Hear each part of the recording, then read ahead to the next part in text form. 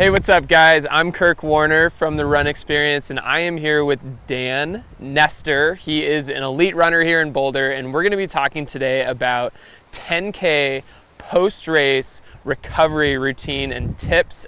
So we're going to dig into it with Dan. He's going to talk about some of his favorite strategies for getting nice and cooled down after a hard race. Cool, so Dan, what is important in a general kind of sense with cooling down after a race? So first you want to get some fluids and then get started on a cool down. Okay.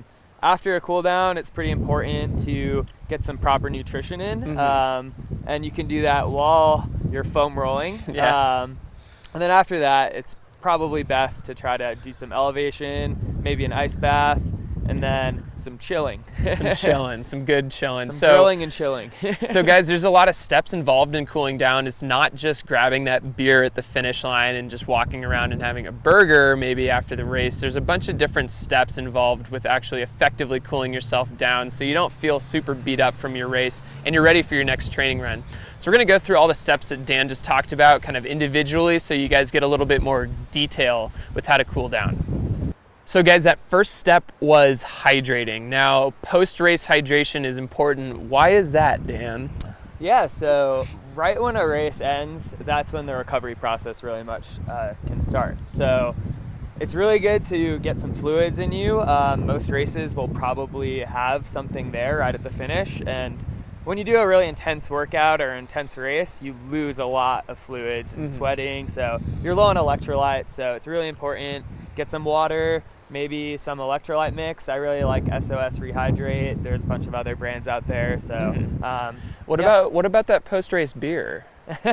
So you might want to wait a little bit on that post-race beer. Okay, good. So guys, yeah, we want to pretty much start immediately after we finish that race. There's always going to be stuff at the finish line most of the time. I'm not going to say all the time, but most of the time there's going to be stuff at the finish line to help you guys get that hydration process started. Like Dan said, you can bring your own hydration mixes, stuff like Noon, Scratch, SOS. There's a bunch of different brands out there that we love.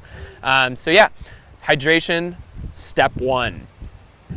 Our next step, if I remember correctly, was a cool down or kind of shakeout run. So why is that shakeout run so important, Dan? So I know what you're thinking. Why would you go run again after you just finished a race? But this is really important to helping your legs feel better and recovered tomorrow and later on in the night. You did a really hard effort, and it's important to do a light shakeout run, however long you feel, and that will just really slow down your heart rate and get a little more blood flow back into your legs. Cool. We're looking at pace. What are we looking at with a shakeout run? Is there a designed pace, or? You want to run slow. So as slow as you can. Well, maybe not that slow, but make sure it's a comfortable pace where you're not trying too hard. Cool. And is it okay to walk during that? It's best to keep jogging, but if a walk is the best you can do. He's too fast. He doesn't walk. It's okay to walk no walking allowed. If you need to walk a little bit. Cool. So that's kind of the next thing is that shakeout run. So that shakeout run is really important to kind of flush out those fatigue factors that you might have built up during the race. This is also going to keep the muscles and joints happy as well. Going really, really hard and then just dead stopping is a really good way to both make yourself sore and actually leave yourself a little bit more susceptible for injury as well. So yeah, get in that little post-race shakeout. Dan, those are some pretty good looking socks. What are those? So these are compression socks, which are a great recovery tool. Pretty much they're a tighter sock that can increase circulation and get a little more blood flow to your lower leg. Okay, and is this something I'm wearing all day after my race, or what are we looking at? So you should probably only wear them for about an hour or two after a race. Don't overdo it, and you can put them on before your shakeout, after your shakeout, whatever you like the most. Rock and roll. What kind are these here? So these are Zensa, which are a great brand. They have all different types and colors. Awesome. Zensa? Zensa. Compression socks. Okay, so we have done our shakeout run. Our next thing is going to be what? So this is the best time to get some calories in you, and then also maybe some soft tissue work, and I really like to use a foam roller for that. Okay, so we've got nutrition and soft tissue stuff. Is there anything like specific that you personally like on the nutrition side? Yeah, so I really like chocolate milk. It's a really good protein carb recovery drink, and you can buy it anywhere and find it anywhere, so that's a huge perk. And then maybe a bar, protein bar, banana, whatever you like the most. Nice. So that could be something like a recovery shake as well. Yeah. Or, you know, just good old-fashioned food. Right. Food's always a good call too. Then you mentioned soft tissue work. So we've got a foam roller here. This is kind of your weapon of choice? Yeah, so this is more or less my best and worst friend.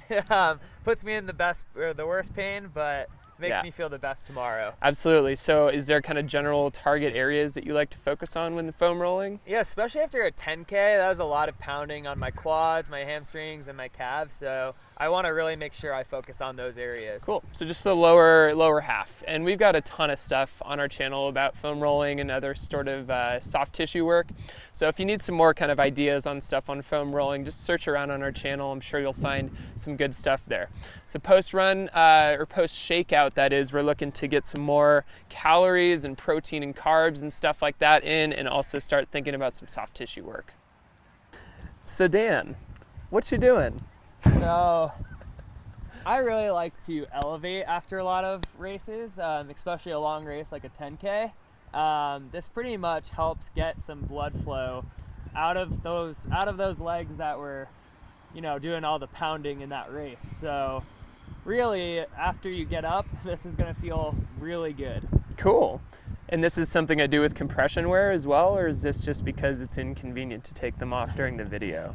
So you can wear compression socks. It might be a little bit of a double blood circulation there. Double whammy. So guys, compression combined with elevation is kind of the big kit and caboodle in terms of fleshing out your lower legs. How long am I staying up here? So you don't want to really go more than 10 minutes. Otherwise, you might start feeling a little numb, and that's not good for you. Numbness is not okay. So if you get numb, call it. Elevate. All right, Dan, we're in the creek. Is this our ice bath? So this is nature's ice bath. If you have a nice cold creek by your house, hop right in after you get home or when you're done with the race. Or you can just hop in a bathtub, throw some ice cubes in there. That will really more or less do the same thing. Cool. Is it best to do on a chilly, windy night as well? Probably not. This is why I have a sweatshirt on right now. I'm a little cold. Cool. So ice baths are something that are kind of generally used as a tool to enhance kind of that soft tissue repair and kind of really cool down any sort of inflammation that you might be dealing with as well. So ice bath, whether in your creek or in an actual tub with ice. Thanks so much for watching this video on our 10K post-race recovery tips and routine with Dan Nestor. We'll drop some more information about Dan in the description below. Also, if you had any sort of questions or comments about this video, be sure to let us know in the comments and questions. We love to get in there and kind of talk with you guys and interact in there. Like I mentioned earlier, there's a lot of stuff on our channel with other sort of recovery style stuff. So be sure to search around and subscribe to our channel as well so that you get updates and stuff like that. Also, for making it this far in the video, we'll give you a free 2-week guide to kind of kickstart your kind of process with learning how to do proper mobility, proper strength training, some introductory kind of run tips in terms of technique. All that stuff will be free for you also down in the description as well. And again, thank you, Dan, for coming out and helping us in this video, and we will catch you guys in the next one. Thanks, guys.